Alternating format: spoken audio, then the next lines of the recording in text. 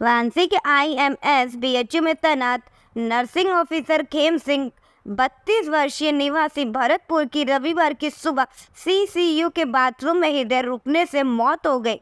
घटना को लेकर नर्सिंग स्टाफ आपातकालीन चिकित्सालय के पास धरना प्रदर्शन करते हुए समय पर इलाज न मिलने का आरोप लगाते हुए हंगामा करने लगे। स्वास्थ्य कर्मियों के हंगामे की सूचना पर पुलिस मौके पर पहुंचकर लोगों को शांत कराने में जुटी रही। नर्सिंग स्टाफ को सही समय पर उपचार नहीं मिलने की वजह से मौत होने का आरोप लगाया जा रहा है।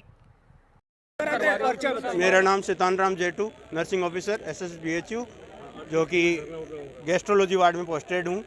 और आज बहुत दुखद है और खेद है हमें कि एक हमारा साथी और हमारे साथ रहे हुए स्टाफ, बहुत दुख के साथ कहा नहीं जा सकता कि उनकी किस तरह मौत हुई होगी, किस तरह उनका देहांत हुआ है, जिसके बारे में हम बता नहीं सकते, बयान नहीं कर सकते, क्योंकि इतना स्ट्रेस है स्टाफ को।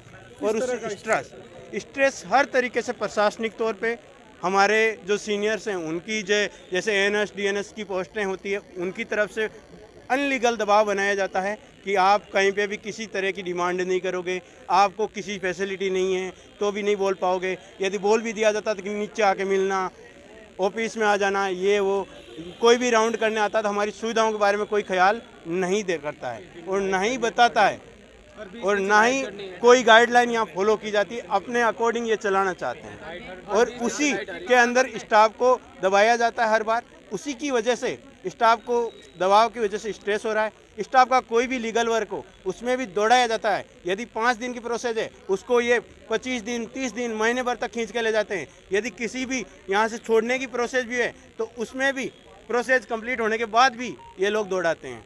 और किसी भी तरह का कोई कुछ बोल देता है तो तुरंत इंक्रीमेंट रोकने का नोटिस दे दिया जाता है। तो इसकी शिकायत आप लोग कहाँ की है, कोर्ट में भी गए हैं इसके खिलाफ। कोर्ट में जाने के बाद कोर्ट के आदेश के बाद डायरेक्टर सर को वहाँ बुलाया गया, उसके बाद वापस आदेश के द्वारा यहाँ का इंप्लीमेंट रिलीज हुआ है। और हर तरीके से स्टाफ को परेशान किया। किसी भी ऑफिस में कोई भी लेटर लेके जाता है तो वहाँ बैठे सेक्शन ऑफिसर इस तरह लताड़ते हैं कि हम वहाँ का स्टाफ नहीं है, यहाँ के कोई कर्मचारी श्रेणी में।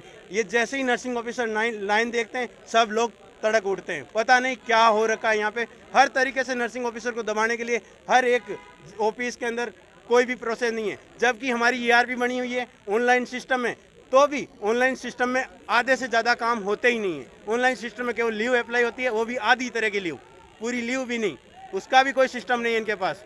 और उसी के बावजूद भी हमारे को दबाया जाता है। और जो ऑनलाइन की प्रोसेस होती है उसमें जो गाइडलाइन है MOH की, जो हमारी एम्प्लॉय ID होती है, उसके साथ जो डिटेक्शन होता है वो कुछ भी यहाँ फॉलो नहीं किया जाता है। चाहे एजुकेशन लीव पे जाना हो, चाहे एजुकेशन परमिशन हो, चाहे एग्जाम परमिशन हो, चाहे कुछ भी हो, उसकी NOC के रिगार्डिंग हो, तो भी दबाव बनाया जाता है, प्रेशर बनाया जाता है, हर तरीके से परेशान किया जाता है, अन्यथा लताड़ा जाता है। इसीलिए आज ये तीसरी घटना है हमारे साथियों के साथ। इससे पहले एक मैडम हुए थे स्ट्रेस की वजह से, उसके बाद कामले सर हुए थे, उसके बाद ये इसी महीने कामले सर तो हुए ही हैं, जस्ट अभी का मामला है 10-15 दिन पहले का। उसके बाद ये दूसरा मामला है कि स्ट्रेस की वजह से ये दूसरा हमारा साथी हमने खो दिया है। हमें बहुत खेद है, तीसरा साथी हमारा, और हमारा जिसके बच्चा अभी 1.5 साल का है। क्या हम जवाब देंगे इनके बच्चों को? क्या कहेंगे?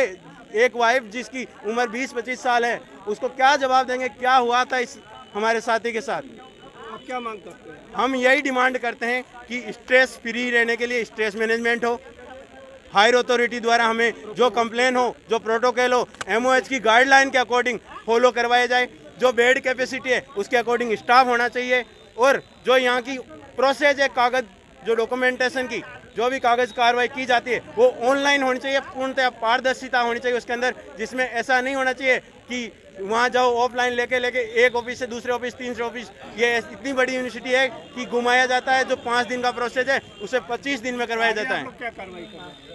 आगे हम हमारे साथियों के साथ बैठ के डिस्कस करेंगे कि क्या क्या जाए, किस तरीके से अपने लोगों को बताया जाए कि हमें आगे के लिए क्या करना है। क्योंकि हम ये नहीं चाहते कि हर एक को आने के लिए बस शोक संदेश दिया चले गए, कुछ ही उससे नहीं है। एक बच्चे के लिए, एक जो वाइफ है जिसकी उम्र अभी बहुत कम है, उनके लिए क्या कर सकते हैं, यहाँ का प्रशासन क्या करेगा, उसकी हम डिमांड रखेंगे।